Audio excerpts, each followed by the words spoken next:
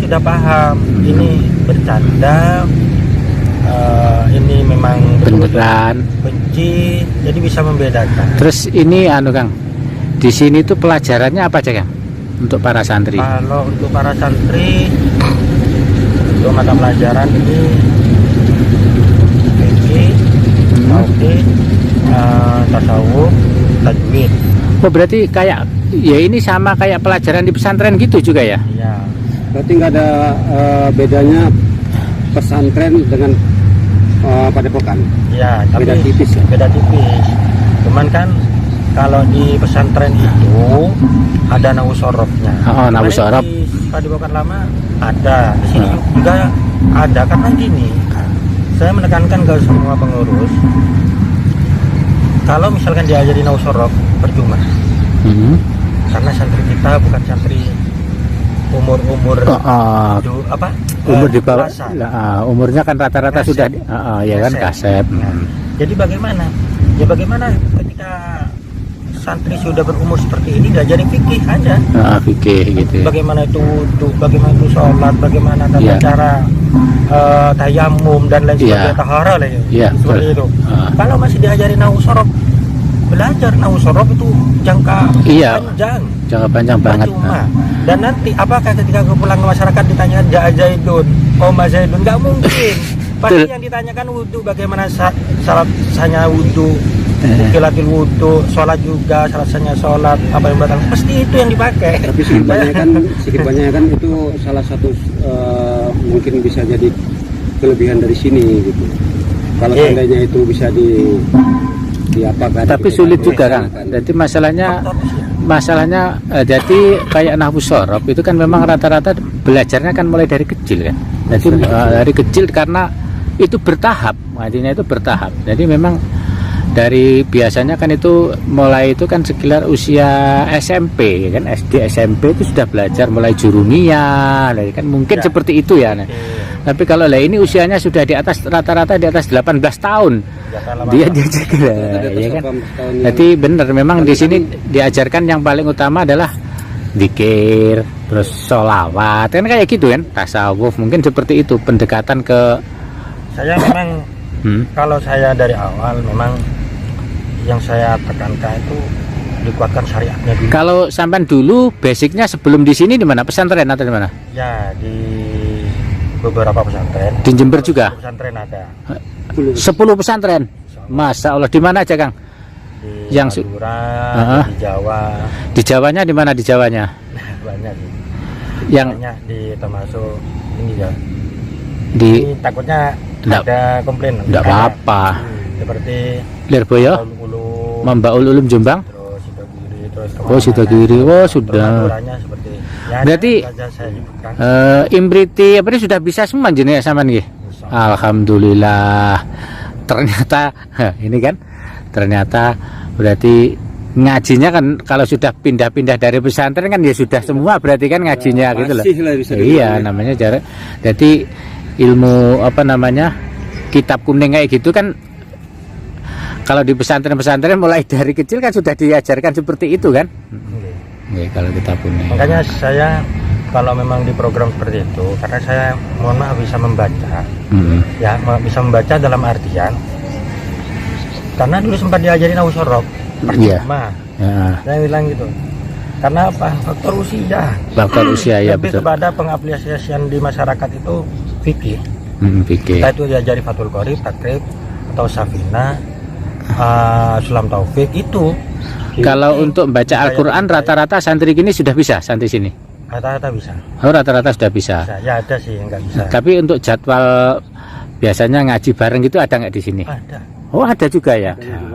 Ada. Nah ini teman-teman yang kemarin pada menanyakan di situ itu ada pelajaran ngaji Al-Quran, ini sekarang sudah dijawab sama beliaunya. Ada.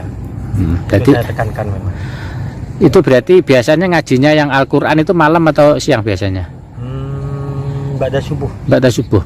Ini kegiatan ini sudah mulai aktif belum, kegiatan pesantren Padepokan ini untuk ngaji-ngaji kayak gitu? Jalan. Oh tetap jalan, sudah jalan ya. Dari kemarin-kemarin sebelum ada masalah seperti ini. Enggak, maksudku pas pada saat sudah ada masalah ini tetap jalan ya. Alhamdulillah. Ngaji-ngajinya tetap jalan. giatkan. tambah semangat kita, betul betul. Karena apa? Karena untuk sholat malamnya, zikirnya, Nah dosanya, tahlilnya, kenapa saya tambah giatkan? Kita memintanya kepada Allah. kemarin kan kata Gusnya santrinya itu wajib bangun malam gitu ya. Iya. Biasanya itu berarti jam berapa itu sarapan santri dibangunkan itu? Jadi jam 12 malam ya. Kita mandi semua. Jam 12 malam. Iya. Mandi malam itu kan sudah di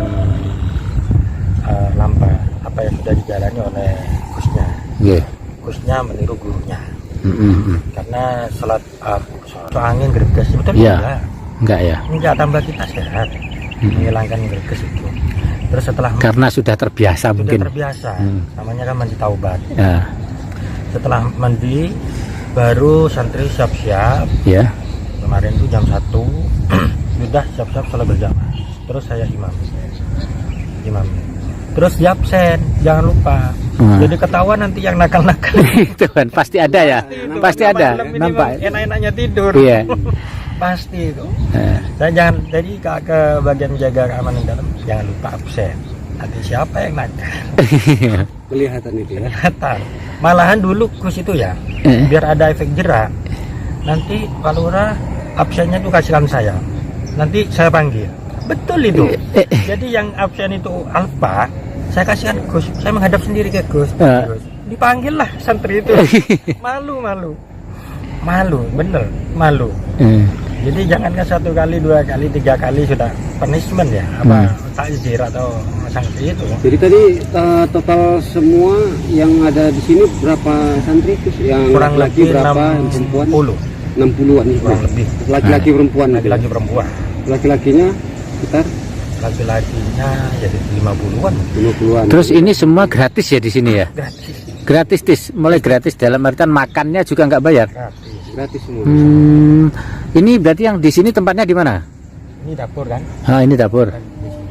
Oh, terus tinggalnya sebagai ini Santri Putri. Oh ya.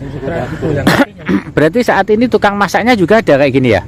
Orang ibu-ibu dapur. Ibu dapur maksudnya ada 2 sendiri. orang, Dua sendiri. Jadi, apa mesti bayar ya? Iya, digaji sama Gusnya jelasnya. Bukan yang kerja, bukan ibu-ibunya nggak dibayar, maksudnya yang santrinya kan nggak bayar kan kayak gitu. Enggak, iya, maksudnya ibunya ya dibayar. Karena ibunya yang masak. Ibunya yang masak ya wajar lah kayak gitu. Enggak. Dua. Terus santri nggak boleh megang HP ini ya? Enggak boleh. Nggak boleh. Enggak boleh sama Kecuali seperti sama di pondok ya. kecuali pengurus gitu yang boleh, atau hari apa gitu bolehnya mungkin. Kemarin tuh gini. Awal ini sebetulnya peraturan ini daripada bukan lama. Daripada bukan lama. Awal kejadian kalau dulu bebas ya. Terus kita ketika megang HP dengan tidak sengaja ya ada gambar-gambar atau video-video itu bisa mengganggu pikiran kita ketika dzikir, ketika sholat. Pasti ya, pasti ya. Kita nggak munafik. Moro-moro ada gambar-gambar nggak tahu, moro-moro datang gitu kan. Iya. Nah itu pasti kepada negatif. Negatifnya ya betul memang seperti itu. Lihat orang yang baik-baik, ya saya mau saya sebutkan bahwa yang kurang baik-baik gitulah. Nah akhirnya ditahan. Semua HP itu saya megang dulu. Waktu di Padepokan Lama saya megang lah. Gitu ya. Saya megang, saya perketat. Semua kalau mau minta ke saya.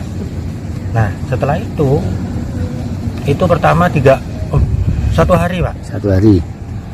Pokok ketika pengobatan nggak boleh. Kalau setelah pengobatan boleh. Bengkak 3 hari. Bengkak 1 minggu. Bengkak 2 minggu sekarang. Bengkak dipegang abah 1 bulan. 1 bulan nggak pegang apa ini kan demi kebaikan. Iya. Alhamdulillah sudah waktunya sore Kang. Terima kasih banget bincang-bincangnya atas waktunya, mudah-mudahan bermanfaat dan mudah-mudahan Padepokan ini kegiatan belajar mengajarnya tidak terganggu dengan adanya kejadian-kejadian yang seperti ini. Kita berharap dan kita hanya bisa mendoakan mudah-mudahan semua lancar, sukses dan tetap dalam lindungan Allah Subhanahu wa taala. Manusia tidak ada yang sempurna, manusia tempatnya salah dan dosa ininya gitu. kita tidak boleh menghujat satu sama lain. Kita yang penting menjalin silaturahmi, banyak teman, banyak saudara. Hikmah Pas itu tadi sekarang ya. itu di aspal itu dari tadi sore. Iya itu. Oke, terima kasih ya Kang ya. Saya pamit dulu. Assalamualaikum warahmatullahi wabarakatuh.